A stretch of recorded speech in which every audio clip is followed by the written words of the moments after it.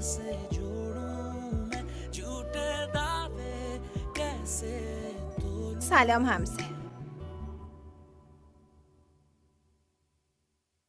امیدوارم که مزاحمت نشده باشم. خاله خیلی ناراحت بود حمزه. اما من باهاش حرف زدم که بهت فشار نیاره. آخه هیچ عجله‌ای در کار نیست.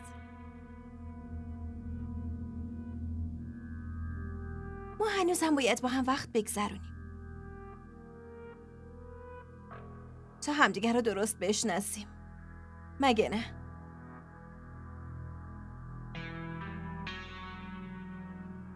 همچین برنامه‌ای ندارم. نه فرصت وقت گذروندن رو دارم و نه فرصت شناختن رو. واسه همین به امید دروغین مامانم دلخوش نکن. اما حمزه،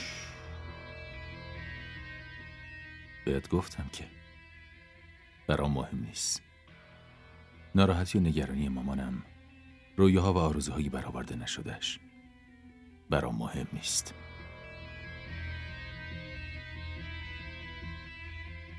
معذرت میخوام. برای این اشکات دلداری دروغکی نمیتونم بدم.